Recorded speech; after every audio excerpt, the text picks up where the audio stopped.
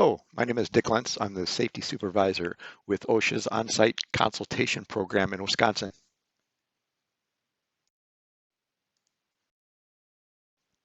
During this presentation, I will discuss the hazards and most frequently cited OSHA standards that apply to the radial arm saw, pictured here to your right. OSHA standards that cover the radial arm saw are listed in 1910 under Subpart O, the Machinery and Machine Guarding Standards for Woodworking 1910-213.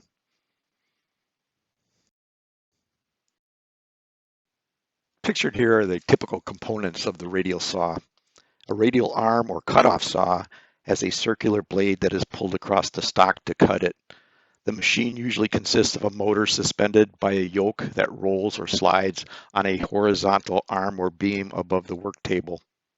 The saw revolves at approximately 3,600 RPM, although the most common use of this type of saw is for cutoff or cross-cutting purposes.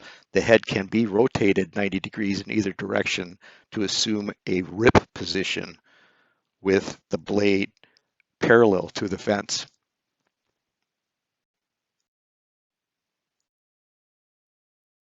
The safety and health hazards associated with radial arm saws include amputations, lacerations, cuts, contusions, or fractures from kickback of the wood product being cut. There's also the hazard of flying dust and wood chips from the cut itself. And in many cases, the noise is over 90 decibels when the wood is being cut.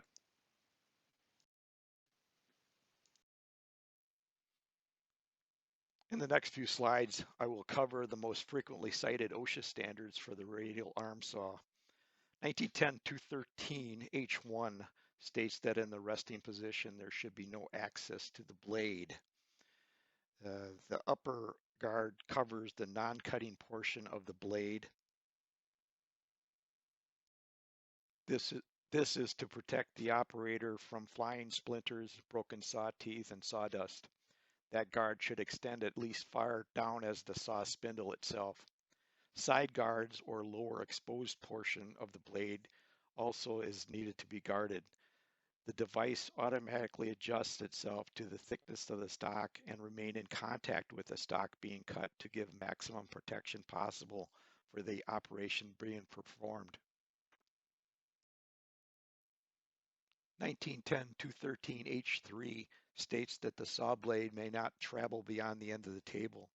The blade should be limited from sliding beyond the edge of the table.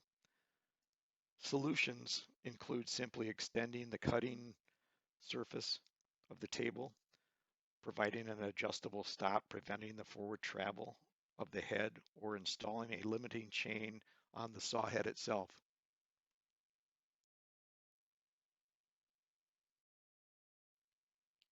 When the saw is used for ripping, the anti-kickback devices will oppose the thrust or tendency of the blade to pick up the material or to throw it back towards the operator.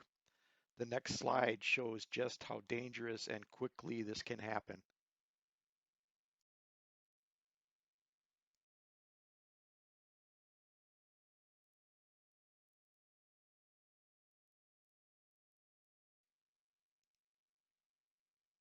Finally, 1910-213 H4 states that the installation shall provide that the cutting head return gently to the starting position when released by the operator.